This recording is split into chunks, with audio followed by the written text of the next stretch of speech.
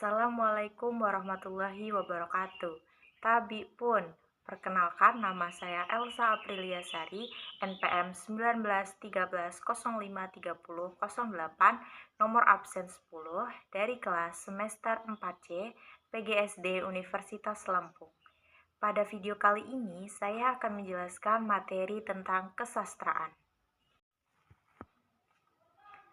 Sastra Indonesia merupakan unsur bahasa yang terdapat di dalam bahasa Indonesia.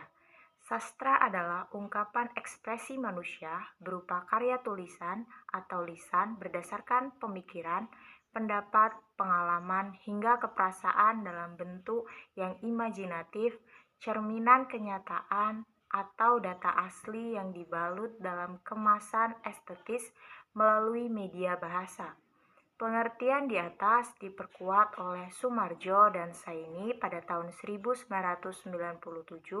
yang berpendapat bahwa sastra adalah ungkapan pribadi manusia yang berupa pengalaman, pemikiran, perasaan, ide, semangat, keyakinan dalam suatu bentuk gambaran konkret yang membangkitkan pesona dengan alat bahasa.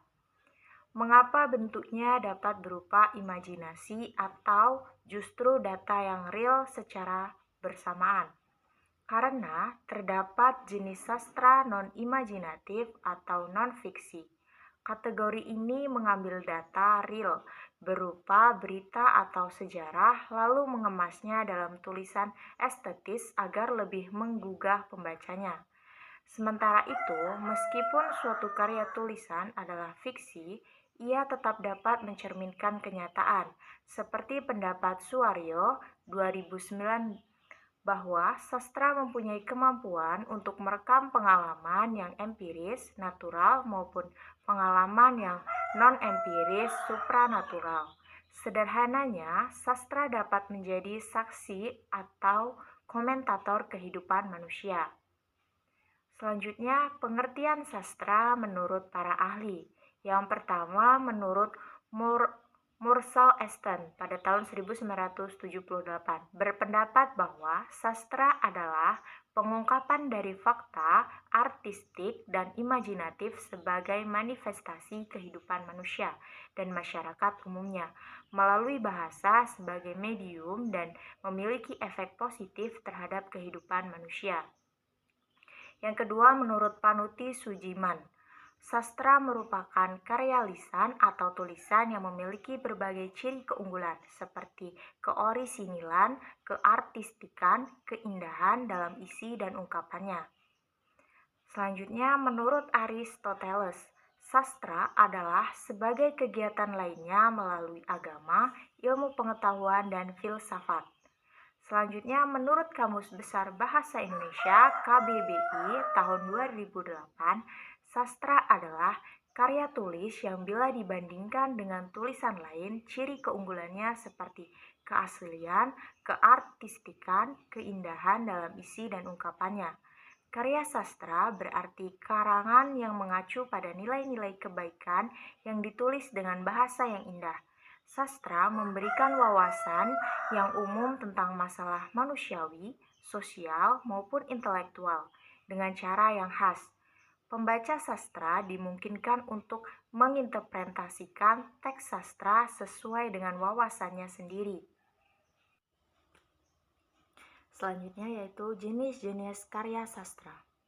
Menurut Sumarjo dan Saini, jenis sastra terbagi menjadi dua, yaitu sastra imajinatif dan sastra non-imajinatif. Sastra imajinatif terbagi menjadi dua kategori besar, yaitu puisi dan prosa. Puisi adalah bentuk tulisan bebas yang merupakan ekspresi dan gagasan penulisannya dalam bentuk bait-bait yang diolah sedemikian rupa untuk menghasilkan tulisan estetis yang dapat menggugah dan memberikan pesan secara tidak langsung melalui berbagai gaya bahasa. Puisi memiliki jenis yang beraneka ragam, seperti puisi epik, lirik, dramatik, dan sebagainya. Selanjutnya prosa.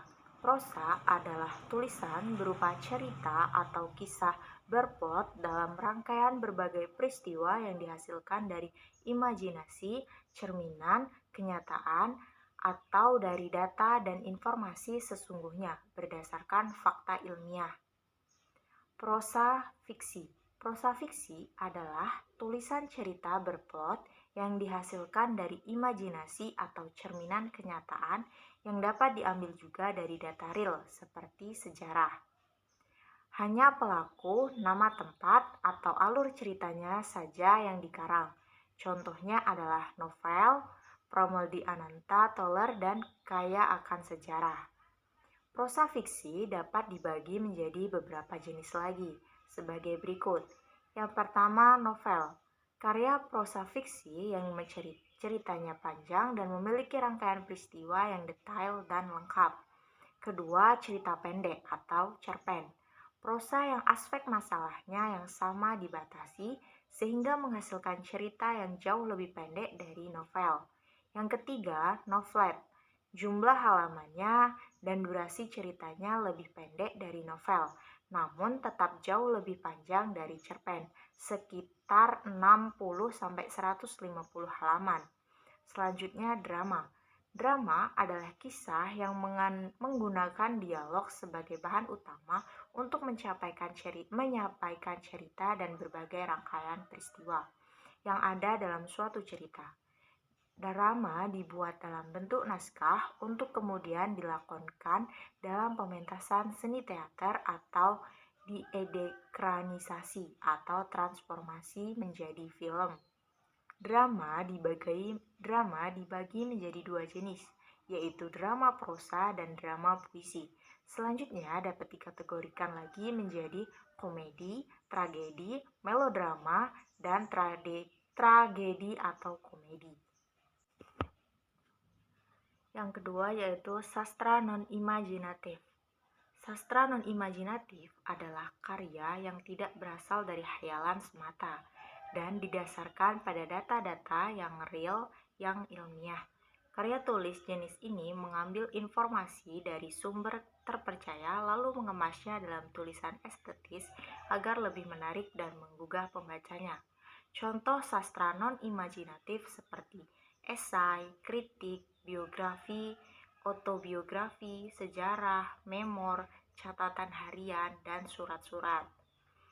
Selanjutnya, ciri-ciri karya sastra. Yang pertama, bahasanya indah atau tertata dengan baik. Yang kedua, isinya menggambarkan manusia dengan berbagai persoalannya. Tiga, gaya penyajian yang menarik sehingga berkesan di hati pembacanya.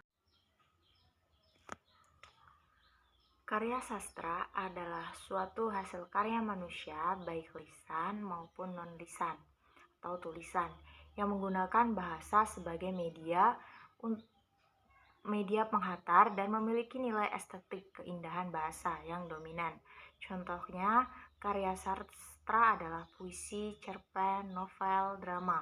Karya sastra sudah muncul sejak lama dan karena perkembangannya muncullah karya sastra baru atau modern. Tentu ada perbedaan antara karya sastra lama dan karya sastra baru. Berikut perbedaannya. Ciri-ciri karya sastra lama. 1. Bentuk karya sastra lama berupa puisi yang terikat seperti syair, pantun, hikayat, mite, legenda, dongeng. 2. Bahasa pada karya sastra lama menggunakan bahasa Melayu, bahasa Arab, dan bahasa daerah. 3. Tema yang digunakan cenderung kaku dan bersifat intansentris dan berupa mistis. Latar belakang penciptaan pengaruh pada karya sastra Hindu, Islam, Buddha, tradisional, dan sifat karyanya bersifat anonim atau milik rakyat. Yang kelima, perkembangannya secara statis dan disampaikan lisan secara turun-temurun. Sedangkan ciri-ciri karya sastra baru atau modern, yang pertama, bentuk karya sastra baru berupa puisi bebas dan kontemporer, seperti cerpen, novel, drama Indonesia. 2. Bahasa yang digunakan menggunakan bahasa keseharian dan sering dimasuki bahasa asing kreatif. 3. Tema yang diangkat seputar kemanusiaan, kemasyarakatan, kehidupan modern, pergaulan remaja, dan lain-lain sebagainya. Latar belakang penciptaan terpengaruh kesusastraan barat, budaya industri modern, hak cipta pengarang individu. Yang kelima, perkembangannya bersifat dinamis melalui media cetak dan audiovisual. Selanjutnya yaitu fungsi sastra. Sastra memiliki fungsi yang beragam dalam kehidupan manusia. Amirta pada tahun 2010 mengungkapkan bahwa beberapa fungsi sastra yaitu fungsi hiburan, fungsi pendidikan, fungsi keindahan, moral, dan religius. Karya ini tidak hanya memberikan perasaan senang kepada pembaca, namun memberikan pendidikan juga melalui nilai-nilai ekstrinsik yang terkandung di dalamnya. Yang pertama yaitu fungsi hiburan atau reaktif. Karya sastra dapat menghibur pembacanya, menimbulkan tawa dalam cerita yang kocak, memberikan hiburan intelijen dengan melalui kandungan wawasan barunya, membangkitkan sensitivitas kemanusiaan melalui kisah tragedi menginspirasi dari kisah seseorang tersebut. Yang kedua, fungsi pendidikan didaktif. Mendidik adalah sifat alamiah dari karya yang dibuat dengan penuh perhatian terhadap isi dan bentuk dasarnya, sehingga dapat memberikan informasi, pengetahuan, wawasan, atau kebijaksanaan baru yang dapat dihubungkan dengan kehidupan. Yang ketiga, fungsi keindahan atau estetis. Seperti puisi, karyanya dapat hanya memberikan keindahan atau nilai estetis yang disampaikan oleh penulisnya, sehingga keindahan atau gagasan pemikirannya yang kreatif dapat dinikmati dan menggugah peminat atau pembacanya. Fungsi ini juga dapat melatih kreativitas pembacanya karena mereka mempunyai celah untuk memberikan interpretasi dan berpendapat pribadinya dari berbagai kata yang dirangkai oleh sang penulis. Selanjutnya, fungsi sosial. Sastra dapat menggugah pembacanya untuk menjadi lebih sadar terhadap isu-isu sosial yang tengah terjadi di dunia melalui perumpamaan atau cerminan realita. Tulisan ini juga dapat mengkritik tanpa main hakim sendiri ngejudge, yang mengarah langsung pada pihak dan individu yang bersangkutan. Selanjutnya yaitu fungsi sejarah.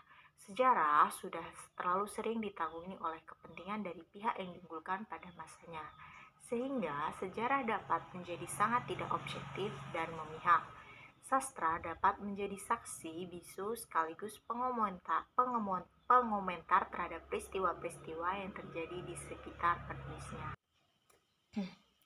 Manfaat sastra.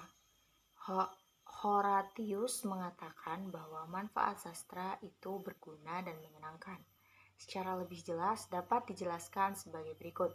Yang pertama, karya sastra dapat membawa pembaca terhibur melalui berbagai kisahan yang disajikan pengarang mengenai kehidupan yang ditampilkan. 2. Karya sastra dapat memperkaya jiwa atau emosi pembacanya melalui pengalaman hidup para tokoh dalam karya. Ketiga, karya sastra dapat memperkaya pengetahuan intelektual pembaca dari gagasan, pemikiran, cita-cita, serta kehidupan masyarakat yang digambarkan dalam karya. Keempat, karya sastra mengandung unsur pendidikan. Di dalam karya sastra terdapat nilai-nilai tradisi budaya bangsa dari generasi ke generasi. Karya sastra dapat digunakan untuk menjadi sarana penyampaian ajaran-ajaran yang bermanfaat bagi pembacanya. Yang kelima, karya sastra dapat dijadikan sebagai bahan perbandingan atau penelitian tentang keadaan sosial budaya masyarakat yang digambarkan dalam karya sastra tersebut dalam waktu tertentu. Mungkin itu saja materi yang dapat saya sampaikan. Apabila ada salah-salah kata, saya mohon maaf. Saya akhiri. Wassalamualaikum warahmatullahi wabarakatuh. Terima kasih.